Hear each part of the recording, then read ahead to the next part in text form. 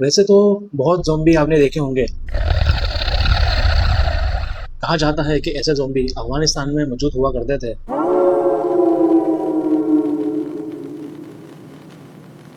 जो कि बहुत ज़्यादा खतरनाक थे, जिन्हें जो मिल जाता वो सब खा जाते।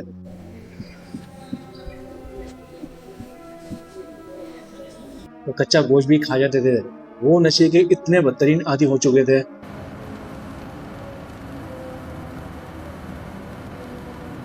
उनको कुछ भी होश नहीं था। यहाँ तक कि वहाँ के जानवर भी नशे के एडिक्ट हो चुके थे।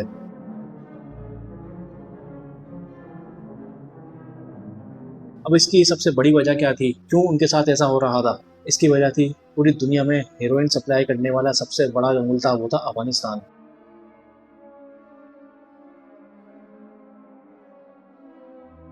क्योंकि हेरोइन ऐसी चीज़ है जिसको कोई भी मुल्क सप्लाई करेगा, लोग उसको बुरा बोलेंगे, बुरी नज़र से ही देखेंगे।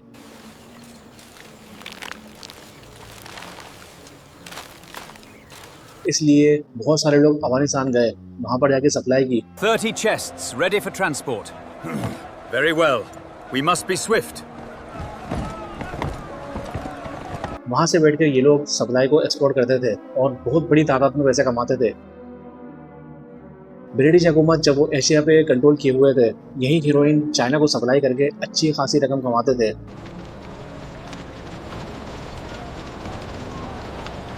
अब वो पैसे किसी भी चीज़ में वसूल करते थे, या वो गोल्ड होता या कोई ऐसी चीज़ होती जिससे ब्रिटिश हुकूमत को बहुत बड़ा फ़ायदा हो।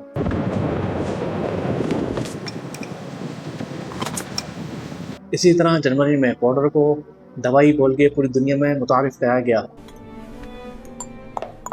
As you can see, the reaction confirms our hypothesis regarding the compound's structure. और ये कहा गया कि ये सुकून की गोली है, जो इसको लेगा उसकी ज़िंदगी सुकून में आ जाएगी, वो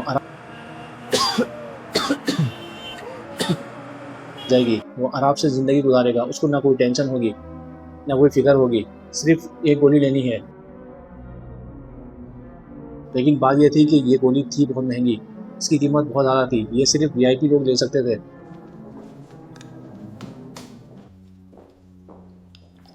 कोई छोटा बंदा इसको नहीं ले सकता था। लेकिन इस गोली का सबसे बड़ा जो साइड इफेक्ट ये था, जो इसको एक दफ़ा ले लेता उसका दिमाग बिल्कुल पलट जाता था।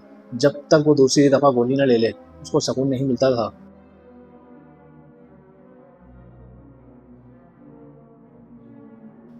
इस दवाई के बहुत सारे लोग यूज़ तो हो चुके थे। जब हिटलर की हुकूमत आई तो उसने ये कहा, जो भी फौज में भर्ती होगा तो हम उसको ये गोली फ्री में देंगे।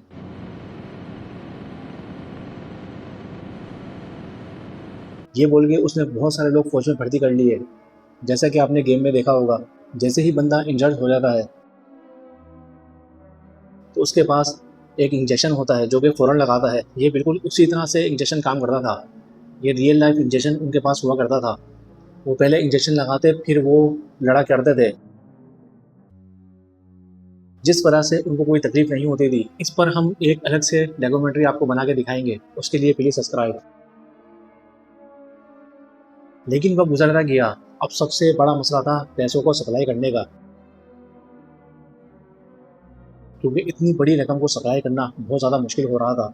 चाइना का भी बहुत बुरा असर था नशे की वजह से। पैसों को सप्लाई करने के लिए वक्त के साथ साथ उन लोगों ने एक नया सिस्टम बनाया जिसको कहते हैं डिसेंट्रलाइजेशन।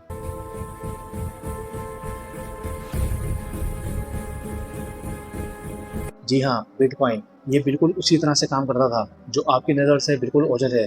नेटवर्क का 80% हिस्सा जो आप देख नहीं सकते उसको कहते हैं डार्क वेब।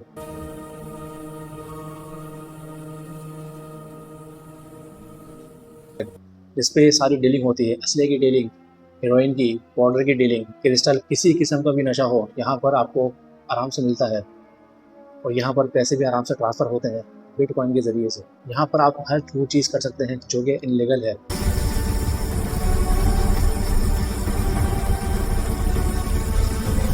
ये सिस्टम इसलिए बनाया गया ताकि ये किसी की भी पकड़ में ना आए और आराम से पैसा ट्रांसफ़र हो जाए। जब कोई असले की बड़ी डीलिंग होती है या किसी किसी किस्म के बॉर्डर की नशे की, तो लोग जब बिटकॉइन में पैसा डालते हैं तो बिटकॉइन का रेट काफ़ी हाई हो जाता है। लोग यही समझते हैं किसी ने बिटकॉइन में इन्वेस्ट किया है। अब ये इन्वेस्ट नहीं किया होता, ये सिर्फ डीलिंग का नतीजा होता है। जब वो पैसे विड्रॉ कराते हैं तो बिटकॉइन का रेट तेज़ी से नीचे आ जाता है। आप जो नेट चला रहे हैं वो सिर्फ 20% है, जो कि इन लोगों ने बच्चों को खेलने के लिए दिया हुआ है। आप वहाँ पर एक्सेस नहीं ले सकते। इसी तरह दुनिया में सबसे ज़्यादा पाउडर सप्लाई करने वाला मुल्क अफगानिस्तान था, लेकिन जैसे जैसे तालिबान की हुकूमत आती रही, इन लोगों ने हेरोइन पर पाबंदी लगा दी। लेकिन पाबंदी लगाना बहुत ज़्यादा मुश्किल था, क्योंकि ये बहुत बड़ा बिजनेस है। लेकिन तालिबान की हुकूमत जब भी आई तो हेरोइन में बहुत ज़्यादा कमी आई। जब रशिया ने अफगानिस्तान पर कंट्रोल करना शुरू किया,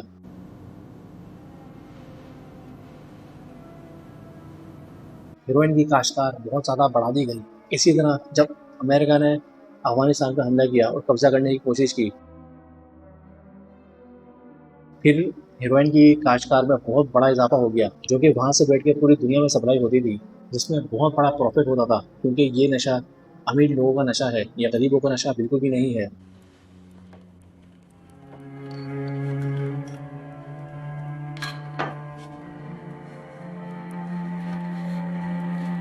अगर कोई गरीब ये नशा शुरू कर देता, उसके पास दोबारा नशा करने के पैसे नहीं बचते थे। पहले तो वो सब कुछ बेचेगा, उसके बाद फिर वो गटर के ढकने, लोहे की चीज़ें वो बेचा करता था, फिर भी वो नशा पूरा नहीं कर पाता था। जैसा कि हमारी और लोगों से बात भी हुई, लोगों ने बताया कि हम दिमाग के सुकून के लिए ये नशा करते हैं और हम इसको कभी भी नहीं छोड़ सकते।